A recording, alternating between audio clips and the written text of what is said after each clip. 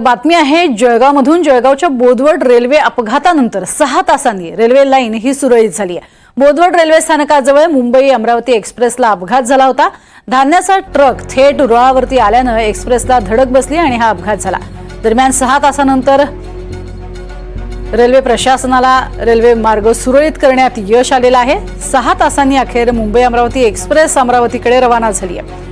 या घटनास्थळावरून आढावा घेतलाय आमचे प्रतिनिधी मंगेश जोशी यांनी। तब्बल 6 तासानंतर जे आहे खरं तर मुंबई अमरावती एक्सप्रेस जी आहे ती आता बोदवड रेल्वे स्थानकावरून ही अमरावतीच्या दिशेने निघालेली आहे।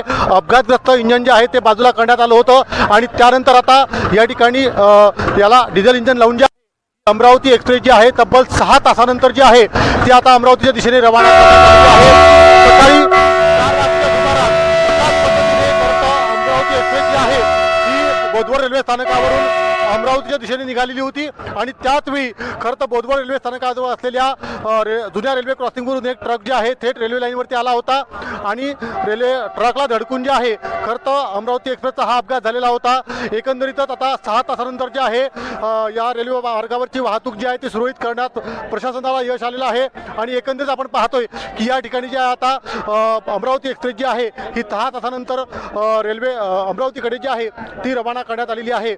एकंदरीतच या अपघातानंतर जे आहे रेल्वेचे मोठे अधिकारी या ठिकाणी दाखल झालेले होते आणि शर्थीचे प्रयत्न करत या ठिकाणी ही रेल्वे वाहतूक जी आहे ती सुरळीत करण्यात आलेली आहे।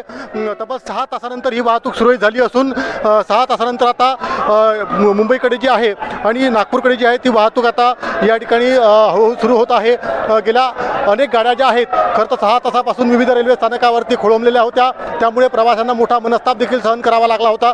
मात्र आता अपघात स्थळावरून जे आहे मुंबई अमरावती एक्सप्रेस जी आहे आता अमरावतीच्या दिशेने रवाना करण्यात आलेली आहे आणि यानंतर ज्या रेल्वे स्थानकावरती ज्या रेल्वे गाड्या अडकलेल्या आहेत त्या देखील आता हळूहळू सुरू होणार आहेत। एकंदरीत जर आपण पाहिलं तर या ठिकाणी हा संपूर्ण अपघात झालेला होता आणि याच क्रेनच्या साहाय्याने या ठिकाणी अपघातग्रस्त ट्रक जो आहे तो बाजूला करण्यात आलेला होता।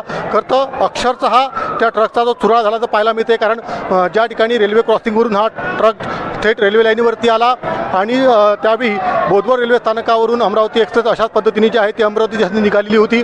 मात्र रेल्वेचा वेग कमी असल्यामुळे ही धडक झाल्यानंतर जी आहे तब्बल 100 फुटापर्यंत जे आहे रेल्वेने या ठिकाणी ट्रकला फरफटत नेलं।